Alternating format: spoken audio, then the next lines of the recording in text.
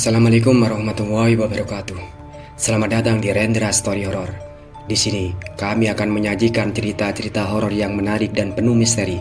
Setiap kisah yang kami sajikan diambil dari berbagai sumber yang terpercaya, dengan harapan bisa memberikan pengalaman yang mendebarkan bagi teman-teman semua.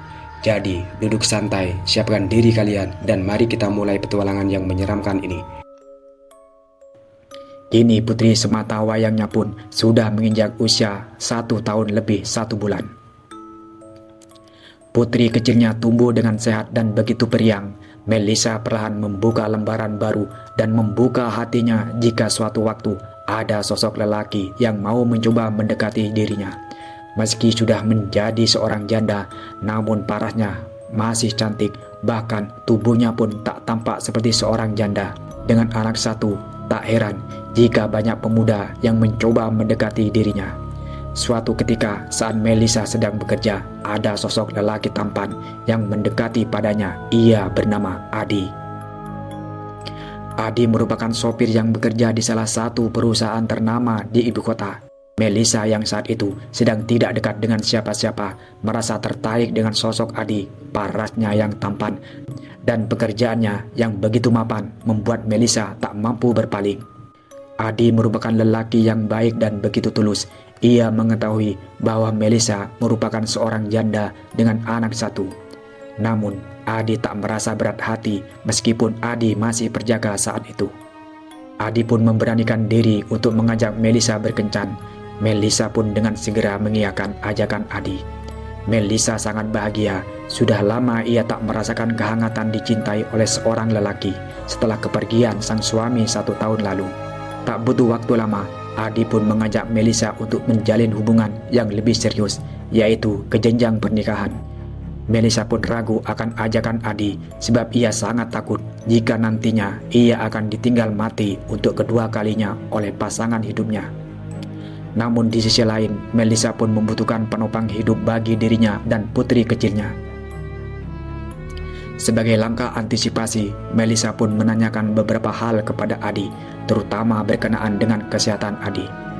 Sebelum nantinya kita mengarah ke jenjang yang lebih serius, saya ingin bertanya kepadamu, apakah kamu memiliki riwayat penyakit? Tanya Melissa memastikan. Saya adalah lelaki terkuat dan paling sehat di keluargaku. Saya bahkan tidak pernah sekalipun dirawat di rumah sakit, sebab saya selalu menjaga kesehatan saya dengan begitu baik. Memangnya kenapa? Ucap Adi. Saya hanya takut ditinggal mati untuk kedua kalinya oleh pasangan hidup saya. Ucap Melissa menjawab pertanyaan Adi. Kamu jangan khawatir, saya pasti akan mendampingimu selamanya, sampai kita menua nantinya. Jawab Adi. Melissa pun merasa sangat lega dengan jawaban Adi. Kini Melissa pun tak ragu untuk mengiyakan ajakan Adi untuk menikah. Hari bahagia yang ditunggu oleh Melissa dan Adi. Kini tiba, mereka melangsungkan pernikahan secara sederhana di kediaman Melissa. Tak banyak tamu yang mereka undang, hanya keluarga terdekat dan sahabat dekat saja. Melissa berharap ini menjadi pernikahan yang terakhirnya. Ia tak ingin kehilangan untuk kedua kalinya. Melissa pun sangat hati-hati dalam merawat Adi. Setelah Adi resmi menjadi suaminya Melissa tak membiarkan Adi melakukan kegiatan-kegiatan berat yang dapat menurunkan kesehatannya Adi. Semua hal dilakukan Melissa untuk menjaga Adi tetap berada di sisinya. Melissa tak ingin mengingat-ingat kembali masa lalunya yang sudah terlewat. Namun Melissa tak sadar bahwa roh yang jahat yang selalu dulu bersemayam di dalam jiwanya akan terus meminta tumbal. Itu artinya mau beberapa banyak Melissa pun menikah, suami yang akan mendampinginya akan terus menemui ajalnya, bagai rekam dengan kehidupan Melissa. Setelah menikah, tak jauh berbeda dengan pernikahan yang pertama. Sebulan setelah Melissa mengandung dan beberapa bulan kemudian, sang suami yaitu Adi jatuh sakit. Adi jatuh sakit yang dideritanya pun tak jauh berbeda dengan suami pertama, yaitu terserang penyakit kanker. Melissa kalang kabut. Kejadian yang sama hampir terulang untuk kedua kalinya. Melissa sangat takut jika sang suami segera menjumpai ajalnya, sebab itu menandakan bahwa ia akan kembali menjadi janda.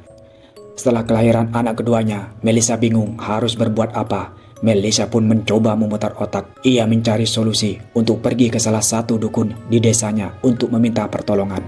Dengan membawa beberapa uang yang ia serahkan kepada sang dukun sebagai upeti. Sesampainya di dekat dukun yang dituju, Melisa pun langsung menceritakan semua kejadian yang dialaminya.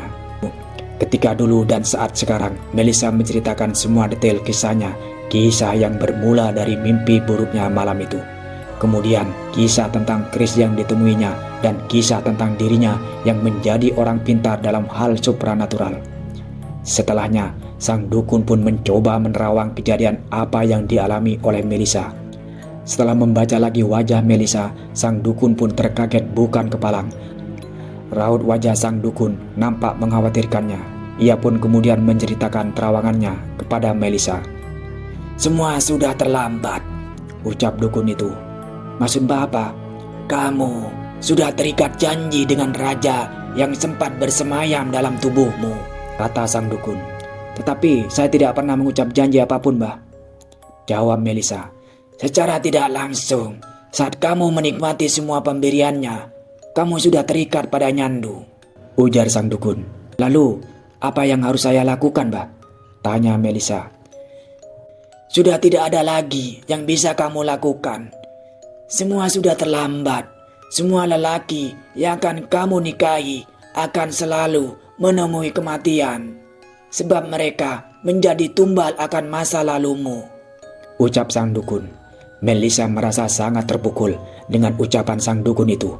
Melisa pun memutuskan untuk pulang dari rumah sang dukun, sebab ia tak mendapatkan solusi dari kejadian yang dialaminya. Setibanya di rumah, ia mendapati suaminya tergeletak di lantai. Melisa pun membawa sang suami ke rumah sakit, namun semua sudah terlambat. Sang suami sudah menghembuskan nafas terakhirnya. Untuk kedua kalinya, Melisa ditinggal sang suaminya. Dengan cara yang tak masuk akal, waktu meninggalnya pun tak jauh berbeda dengan suami pertamanya, yaitu setelah kelahiran anaknya dengan sakit yang sebelumnya tak pernah diidapnya. Melisa menangis sejadi-jadinya di pusara sang suami. Meskipun sudah melakukan antisipasi, namun ajallah yang tetap saja datang. Tumbal masa lalu seakan menghantui Melisa.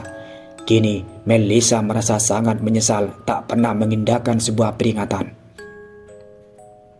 Melisa tak menyangka jika konsekuensi yang didapatnya begitu besar.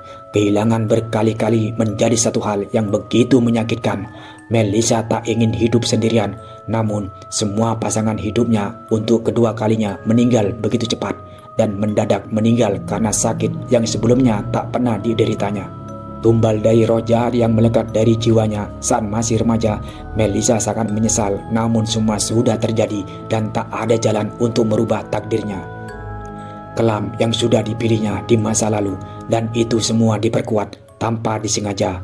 Sosok Melisa pun kini menjadi buah bibir dari masyarakat tempatnya ia tinggal. Semua orang mengetahui kejanggalan yang dialami Melisa, terlebih tentang kematian suami-suami Melisa yang secara mendadak dan dalam waktu yang relatif singkat. Masyarakat awalnya berpikir bahwa suami-suami Melisa memang meninggal karena penyakit yang mematikan. Namun karena hal tersebut terjadi secara berulang, masyarakat pun curiga dan mulai berasumsi buruk tentang Melisa.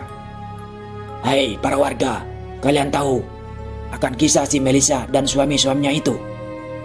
ucap salah satu seorang warga tahu. "Suami Melisa kan selalu meninggal sebelum pernikahan. Mereka genap 1 tahun. Sepertinya ada hal yang tidak masuk di akal," jawab warga yang lain. "Kalian ingat masa lalu Melisa? Waktu itu jadi dukun. Itu loh, orang pintar. Melisa kan tiba-tiba saja jadi orang pintar. Dia bisa menerawang masa depan seseorang. Dan bahkan dia bisa menyembuhkan penyakit orang. Kalian ingat tidak kejadian itu kira-kira beberapa tahun yang lalu?" ucap salah seorang warga. "Saya ingat, dulu Melisa bahkan menjadi remaja kaya di desa kita. Sampai suatu ketika Melisa memutuskan untuk berhenti dan kemudian menikah dengan suami pertamanya," jawab warga yang lain. "Jangan-jangan kematian suami-suami Melisa itu ada kaitannya dengan masa lalunya. Ya, jangan-jangan juga suaminya itu dijadikan tumbal atas apa yang diperolehnya," ucap salah seorang warga. "Betul juga tuh, ngeri saya juga mendengarnya," Jangan-jangan nanti bukan cuma suami-suaminya, tapi menyerempet ke kita semua. Aduh, bagaimana ini ya? Tanya keluarga yang lain. Para warga pun merasa takut atas kejadian-kejadian ini. Mereka pun berunding untuk mencari jalan keluar yang terbaik agar masyarakat di desa tidak turut serta menjadi tumbal akan masa lalu Melisa.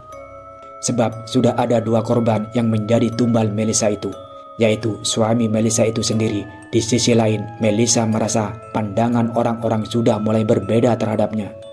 Melisa merasa takut jika semua orang mengetahui apa yang sebenarnya terjadi di dalam hidupnya. Sebab warga di lingkungan sekitarnya merupakan warga yang sangat mudah berpikiran buruk dan mudah mengambil keputusan secara sepihak. Melisa khawatir hal buruk akan kembali dialaminya, bukan hanya mengkhawatirkan dirinya saja. Melisa pun mengkhawatirkan keselamatan kedua anaknya yang masih belia. Melisa pun terbukti tak lama setelah para warga mengetahui desas-desus tentang Melisa. Mereka pun memutuskan untuk tidak menerima lagi Melisa tinggal di desa tersebut.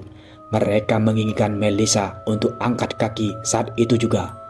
Para warga mendatangi kediaman Melisa dan berteriak untuk mengusir Melisa dan kedua anaknya. Tangisan dari kedua anak Melisa pun pecah. Mereka pun sangat ketakutan dengan kedatangan para warga yang ingin mengusir mereka. Tangisan dari kedua anak Melisa pun pecah. Mereka sangat ketakutan dengan kedatangan para warga yang ingin mengusir mereka. Melisa mencoba menenangkan kedua anaknya. Meskipun dirinya sendiri merasa sangat ketakutan, Melisa mencoba menjelaskan hal-hal yang bisa membuat para warga berhenti menghakiminya. Namun nyatanya, para warga sudah tidak menerima penjelasan apapun yang keluar dari mulut Melisa. Melisa pun tidak memiliki pilihan lain selain pergi dari desa tempatnya ia tinggal dan bertumbuh dengan perasaan kalut ia membawa kedua anaknya pergi. Langkah kaki Melisa pun begitu gemetaran. Wajah cantiknya begitu sedih. Ia tak menyangka hal ini akan terjadi di dalam kehidupannya, seperti tidak memiliki ujung masalah hidup. Melisa terus bergulir menghampiri dirinya. Melisa pun mulai patah arang. Ia mulai memandangi kedua anaknya yang masih belia. Ia berpikir bahwa ia tak mampu mengurus kedua anaknya. Pikirannya lebih baik kedua anaknya tidak ada di dunia ini, agar mereka tidak mendengar kejadian buruk yang dialami oleh ibunya. Melisa pun tidak mampu lagi berpikir secara jernih. Ia berpikir bahwa hidupnya sudah sangat kacau, kehilangan suami-suami tercintanya, kehilangan harta, kehilangan tempat untuk tinggal, dan kehilangan semua hal yang baik dalam hidupnya. Melisa berpikir untuk mengakhiri hidupnya agar ia tak lagi menderita. Melisa pun memikirkan berbagai cara untuk mengakhiri hidupnya. Namun semua usahanya sia-sia. Ia tak kunjung kehilangannya. Meskipun beberapa kali mencobanya, ia pun teringat bahwa sumber petakannya bermula dari sumur tua yang berada tepat di belakang halaman sekolah. Tanpa pikir panjang, ia pun kemudian mendatangi sumur tua itu. Melisa melampiaskan amarahnya. Melisa tetap membawa kedua anaknya pergi ke sumur tua itu. Melisa memandangi bibir sumur itu begitu lama. Tatapannya begitu kosong, namun sangat tajam. Perlahan-lahan ada sosok roh jahat yang menariknya masuk ke dalam sumur. Tangisan kedua anaknya pun ikut pecah berbarengan dengan masuknya tubuh Melisa dan kedua anaknya ke dalam sumur roh jahat itu, menelan tubuh Melisa dan kedua anaknya tanpa permisi. Kini Melisa dan kedua anaknya hilang dan tak lagi tampak di permukaan. Tumbal roh saat itu benar-benar nyata adanya. Melisa pun turut menjadi tumbal akan masa lalunya. Dengan hilangnya tokoh yang bernama Melisa, maka berakhir sudah cerita ini. Terima kasih telah menonton Rendra Story Horror. Semoga teman-teman menikmati kisah yang kami sajikan. Jangan lupa untuk like, komen, dan subscribe agar kalian tidak ketinggalan cerita-cerita horor yang menarik lainnya. Sampai jumpa di video berikutnya. Dan selalu ingat, di balik setiap cerita ada misteri yang menanti untuk diungkap. Selamat malam dan tetap berhati-hati. Wassalamualaikum warahmatullahi wabarakatuh.